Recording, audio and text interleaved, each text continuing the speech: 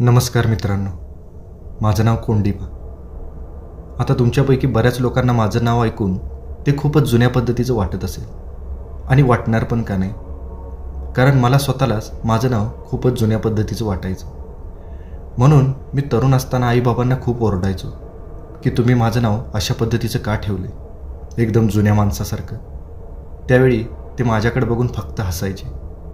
पण ज्या दिवशी मला माझ्या नावामागचं रहस्य कळलं त्या दिवसापासून मात्र मला माझं नाव कोंडीबा असल्याचा खूपच अभिमान वाटायला लागला. आणि माझ्यामध्ये हा बदल व्हायला एक प्रसंग कारणीभूत आहे.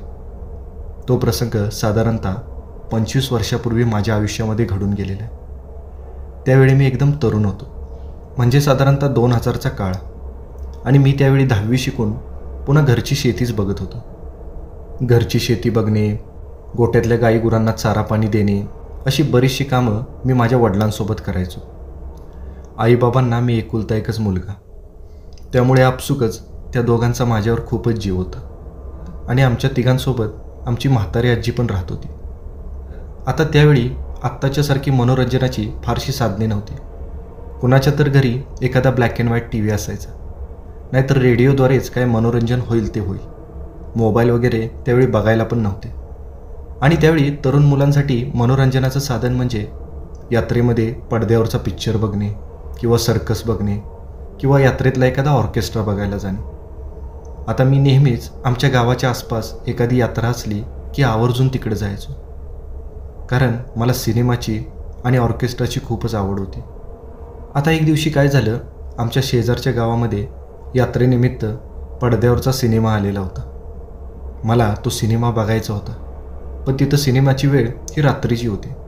संध्याकाळी 8 वाजता सिनेमा चालू व्हायचा आणि 10-10:30 वाजता तो सिनेमा संपायचा. मला घरी यायला साधारणतः 11 तरी वाजणार होते. त्यामुळे घरचे मला यात्रेला जायला नको म्हणत होते. पण शेवटी मी खूपच हट्ट केल्यामुळं ते तयार झाले आणि मी संध्याकाळी 4 वाजता यात्रेसाठी त्या गावाला निघालो. सिनेमाची वेळ होईपर्यंत मी भरपूर यात्रेमध्ये फिरलो. यात्रेमधली भजी आणि जिलेबी खाल्ली आणि बघता बघता 8 वाजत आले. एका मोकळ्या मैदानामध्ये मोठा पांढरा पडदा लावलेला होता. आता सिनेमा चालू होणार म्हणल्यानंतर भरपूर गर्दी तिथं झाली. सगळी लोक जागा धरून बसायला लागली. मी पण एक चांगली जागा पकडली आणि तिथंच बसलो. 8 वाजता सिनेमा चालू झाला आणि साधारणतः रात्रीच्या 10:30 वाजता सिनेमा संपला. सिनेमा संपल्या मी गडबडीनं उठलो आणि माझ्या शेजारच्याच एका माणसाला मी विचारलं, काका किती वाजले?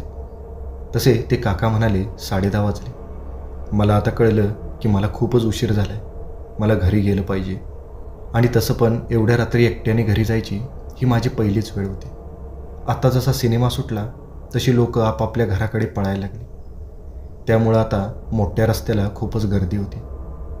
माझं गाव त्या गावापासून साधारणतः 3 किलोमीटरच्या अंतरावर होतं. जवळजवळ 1 किलोमीटर मला डांबरी रस्त्यानं जावं लागणार होतं आणि तिथून पुढं डाव्या बाजूला एक कच्चा रस्ता फुटायचा. त्या कच्च्या रस्त्याने मला माझ्या गावाकडे जावं लागणार होतं. मी आता तरातरा पावलं टाकत त्या डांबरी रस्त्याने पुढे चालायला लागलो. माझ्या मागं पुढं बरीचशी माणसं होती, कारण ती माणसंसुद्धा आता सिनेमा सुटल्यानंतर चालत चालत त्यांच्या घराकडे चाललेली होती. मी आमच्या गावाकडे फुटणाऱ्या त्या फाट्याजवळ येऊन थांबलो. तिथं रस्त्याच्या कडेला एका पोलवर एक विजेचा बल्ब जळत होता. त्या प्रकाशामध्ये मी बराच वेळ तिथं उभा राहिलो, कारण मला आता त्या कच्च्या रस्त्याने गावाकडे जायला खूपच भीती वाटायला लागलेली होती. मी आता तिथं थांबून वाट बघायला लागलो की कुणी आपल्या गावाकडचं येतंय का, जेणेकरून मला गावाकडे जायला सोबत होईल. पण बराच वेळ वाट बघितलं तरी पण आमच्या गावातलं कुणीसुद्धा तिथं आलं नाही. जे ते यायचे आणि त्या डांबरी रस्त्यानं पुढं निघून जायचे. बराच वेळ वाट बघितल्यानंतर मला आता वाटलं की आता खूपच उशीर झालेला आहे.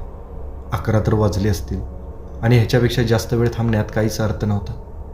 आणि मी आता माझ्या मनाशी ठरवलं की आता हळूहळू आपण एकट्यानेच प्रवास करायचा. आणि मी त्या रस्त्याने थोडं थोडं पुढं चालायला लागलो. पण जोपर्यंत त्या पोलवरच्या विजेच्या दिव्याचा प्रकाश होता तोपर्यंत बरं वाटत होतं. पण जसं मी पुढं गेलो तसं त्या पोलचा प्रकाश पण हळूहळू नाहीसा झाला आणि माझ्यासमोर होता तो फक्त एक अंधारा रस्ता. पण त्यातल्या त्यात पौर्णिमा असल्यामुळं आकाशामध्ये चंद्र चांगलाच मोठा झालेला होता आणि त्या चांदण्या प्रकाशामध्ये मला रस्ता तरी स्पष्ट दिसत होता. आजूबाजूला दाट झुडपं आणि त्या झुडपांच्या पलीकडं मोठमोठी झाडं होती. त्या झुडपातून मधूनच रातकिड्यांची किरकिर ऐकू यायची. एकाएकीच एखाद्या झुडपातून कसली तरी चाहूल जाणवायची. पण त्या आवाजानं मात्र मी आतून चांगलाच घाबरून जायचो आणि मी माझा चालायचा वेग बराचसा वाढवायचो. वेगानं चालण्यामुळं माझ्या चपलांचा टप टप टप टप आवाज यायचा आणि त्याच आवाजाचा एक प्रतिध्वनी तयार व्हायचा आणि त्या प्रतिध्वनीमुळे मला उगीचच वाटायचं की माझ्या व्यतिरिक्त पण त्या रस्त्याने कुणीतरी माझ्यासोबत चालतं. आणि अचानकच मला खूपच भीती वाटायला लागली आणि मी मनातल्या मनात डोळे झाकून देवाची प्रार्थना करायला लागलो की कुणीतरी माझ्या सोबतीला पाठव. पण मला माहिती होतं की यावेळी माझ्या सोबतीला कुणीसुद्धा येणार नाही. पण तेवढ्यात माझ्या कानावर एक हाक पडली, ए पोरा थांब. तसं मी दचकलो आणि माझी पावलं जाग्यावरच थांबली. पण आता माझ्या मागं नेमकं होतं तरी कोण? कदाचित तो कोणी चोर किंवा दरोडेखोर तर नसेल ना, किंवा तो माझ्यासारखाच गावाकडे चाललेला एखादा व्यक्ती असेल. आता हे मागं बघितल्याशिवाय तर मला कळणारच नव्हतं. म्हणून मी उचनं धाडस आणून कसं तरी माझी मान मागं वळवली आणि मी मागं बघतोय तर मला माझ्या मागं एक म्हातारा माणूस दिसला. अंगामध्ये पांढरा सदरा, कमरेखाली पांढरशुभ्र धोतर, गव्हाळ वर्णाचा धिप्पाड देह, डोक्यावरचे आणि दाढीचे केस पिकल्यामुळे पूर्णपणे पांढरे झालेले. त्यातच रुंद कपाळावर लावलेल्या गंधामुळं त्या म्हाताऱ्याचं व्यक्तिमत्व अजूनच उठून दिसत होतं. डोक्याला भगव्या रंगाचा पटका गुंडाळलेला होता. जसा तो जवळ आला तसं त्याच्या गळ्यातली तुळशीची माळ पण मला दिसली. त्यांना बघून तो कोणी चोर किंवा दरोडेखोर असेल हा विचार माझ्या मनातनं पळून गेला आणि मला थोडासा धीर आला. तो जसा जवळ आला तसं मी त्यांना विचारलं, काय आजोबा? तसं तो म्हातारा माझ्याकडे बघत मला म्हणाला, कोण र तू? तसं मी सांगितलं, मी तरडगावचा. तसं त्या आजोबांनी मला विचारलं, तरडगावचा कुणाचा? तसं मी त्यांना सांगितलं, सदो अण्णा शिंदेचा कोंडीबा आहे मी. तसं माझं नाव ऐकून त्यांच्या गालामध्ये एक हास्य फुटलं आणि ते आजोबा मला म्हणाले, अरे लेका, मग मी पण येतो की तुझ्या संग. माझं पण घर तरडगावच्या अलीकडंच आहे. तुला पण सोबत होईल आणि मला पण सोबत होईल. तसं मला पण बरं वाटलं आणि मी त्यांना म्हणालो, बरं झालं आजोबा, मला पण एकट्याला जायला भीतीच वाटत होती आणि मला मनातनं वाटतच होतं की कोणीतरी माझ्यासोबत यावं. तेवढ्यात तुम्ही आला. पण मगाशी चौकात डांबरेजवळ मला तुम्ही दिसलाच नाही. तसं ते आजोबा म्हणाले, तू थोडासा पुढं गेला आणि मी मागणं आलो, पण तरा चालत मी तुला गाठलं. असं म्हणून ते पुन्हा मोठमोठ्याने हसायला लागले. पण का कोण जाणे त्यांचा सहवास मला एकदम हवाहवासा वाटला. त्यांच्याशी बोलताना मला असं जाणवत होतं की ते आपलेच कुणीतरी असावे. आता आम्ही दोघंजण मिळूनच चालायला लागलो. चालताना त्यांच्या पायातल्या कोल्हापुरी चपल्यांचा ताड ताड आवाज त्या कच्च्या रस्त्यावर व्हायला लागला. आता त्या रस्त्याने चालताना आमच्या बऱ्याचशा गप्पा चालू होत्या. ते आपुलकीनं माझी चौकशी करत होते आणि त्यांनी आवर्जून माझ्या आईबद्दल, माझ्या बाबांबद्दल आणि माझ्या आजीबद्दल पण विचारपूस केली. पण ज्यावेळी मी त्यांना आमच्या घरातल्या माणसांबद्दल माहिती सांगायचो त्यावेळी त्यांचे डोळे पाण्यानं भरून आल्यासारखे दिसायचे.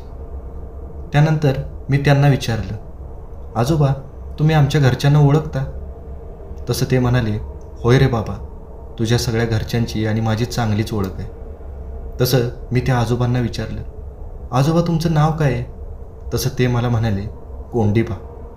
तसं मला एक धक्काच बसला, कारण माझं पण नाव कोंडीबाच होतं. मी आजोबांना म्हणालो, आजोबा बघा ना, माझं पण नाव कोंडीबा आणि तुमचं पण नाव कोंडीबा, काय योगायोग आहे ना. तसं आजोबा काहीच बोलले नाहीत, ते फक्त हसले. आता अशाच गप्पा मारत आम्ही बरंचसं लांब आलेलो होतो.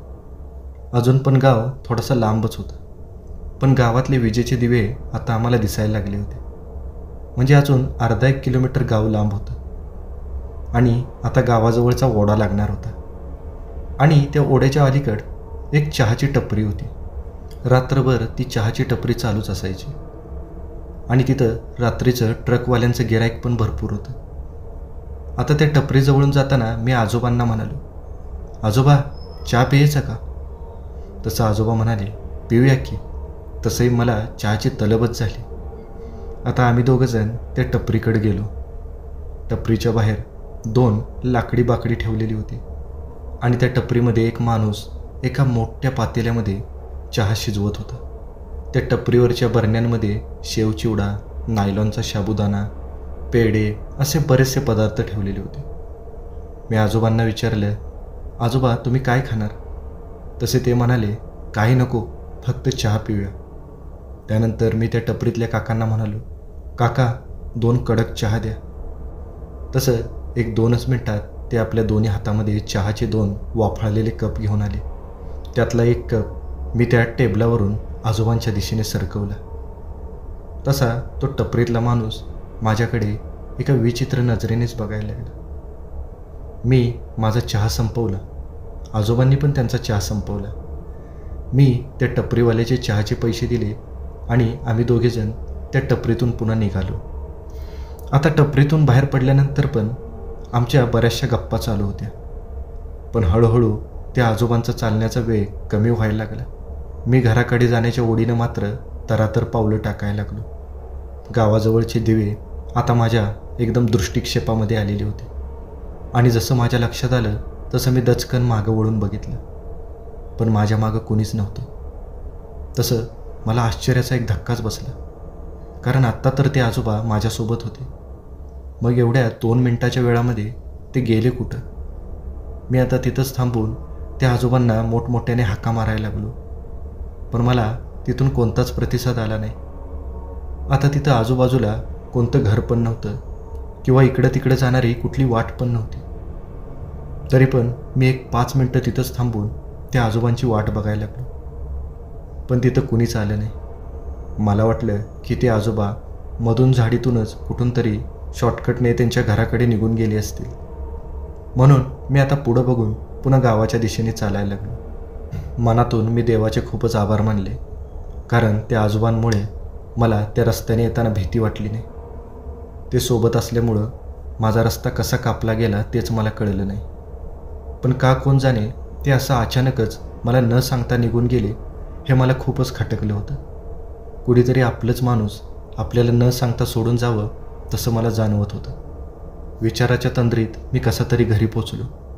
घरचे सगळे माझी वाट बघत बाहेर अंगणातच बसलेले होते. मी जसं आलो तसा आई आणि बाबा पळतच माझ्याकडे आले. ते विचारायला लागले, का रे एवढा उशीर का केलास? तसं मी त्यांना म्हणालो, हो हो सगळं सांगतो. त्यानंतर आम्ही सगळेजण घरात गेलो आणि मी आता आईबाबांना माझ्यासोबत घडलेला प्रसंग सांगितला. आणि ते म्हणाले, अरे पण ते आजोबा कोण होते? आपल्या गावातलेच होते ना, मग तुला ते ओळखायला आले नाहीत का? तसं मी म्हणालो, नाही ते माझ्या ओळखीतले नव्हते, पण ते तरडगावच्या पलीकडंच कुठंतरी राहतात असे म्हणाले. त्यानंतर बाबा मला विचारायला लागले की ते दिसायला कसे होते. तसं मी बाबांना त्यांचं सगळं वर्णन सांगितलं. तसा बाबांचा चेहरा एकदम गंभीर झाला. आईचा पण चेहरा एकदम भयग्रस्त झाला. आजी पण आता जवळ येऊन सगळं ऐकायला लागली होती. तसं मी त्या सगळ्यांना बघत विचारलं, तुम्ही सगळेजण असं का करताय? ते खूप चांगले आजोबा होते. त्यानंतर बाबांनी माझ्या जवळ येत मला विचारलं, त्या आजोबांचं नाव काय? तसं मी बाबांना सांगितलं की त्यांचं नाव पण कोंडीबाच होतं. तसं मात्र बाबा आणि आई एकमेकांकडे एकटक बघायला लागले. आजी मात्र मोठमोठ्याने रडायला लागली. मला कळतच नव्हतं की ते तिघेजण असं का करतायत. मी बरंच विचारल्यानंतर बाबा म्हणाले, अरे हे कोंडीबा म्हणजे तुझे आजोबा. तो आम्हाला सारखं विचारायचास ना की तुझं नाव कोंडीबा का ठेवलं म्हणून. तुझ्या आजोबांनी नवस केल्यामुळं आम्हाला तू मिळाला. तुझ्या आजोबांचा तुझ्यावर खूपच जीव होता, पण त्यांना तुझ्यासोबत जास्त दिवस राहता आलं नाही. त्यांच्या मृत्यूनंतर आम्ही त्यांच्याच नावावरून तुझं नाव ठेवलं. मला हे सगळं मी काय ऐकतोय तेच कळत नव्हतं, कारण हे सगळं खूपच अविश्वसनीय होतं. खरं तर पहिल्या वेळी माझा या गोष्टीवर विश्वासच बसला नाही. मी बाबांना म्हणत होतो की हे शक्यच नाही. आपले आजोबा जर या जगात नसतील तर ते मला घरी सोडायला कसे येऊ शकतात. तसं झटकन माझ्या काहीतरी लक्षात आलं आणि मी बाबांना म्हणालो, बाबा आम्ही गावातल्या ओढ्याच्या पलीकडच्या चहाच्या टपरीवर चहा पण पिलो होतो. जर मला आजोबा दिसले असतील तर त्या चहाच्या टपरीवाल्याला पण ते दिसले असतील. चला आपण त्याला विचारून येऊ. शेवटी बाबा आणि मी लगेच घरातून बाहेर पडलो. 5च मिनिटात आम्ही ओढ्याच्या पलीकडच्या त्या चहाच्या टपरीजवळ गेलो. मी पळत पळतच त्या काकांजवळ गेलो आणि त्यांना विचारलं, काका, मगाशी मी चहा प्यायला इथं आलो होतो त्यावेळी माझ्यासोबत एक आजोबा होते, त्यांना तुम्ही बघितलं ना? तसे ते म्हणाले, अरे पोरा, तू फक्त एकटाच इथं चहा प्यायला आला होता. खरं तर मला आश्चर्य वाटलं की तू 2 चहा कसे काय मागितले. तू 2 चहाचे कप मागितल्यावर मी तुला 2 कप आणून दिले. त्यानंतर तू एक स्वतः प्यायलास आणि एक टेबलाच्या दुसऱ्या बाजूला सरकावलास. आता जसं ते काका असं म्हणाले तसं माझं शरीर भीतीने एकदम गोठून गेलं. मी आणि बाबा आम्ही एक शब्दसुद्धा न बोलता तिथून बाहेर पडलो.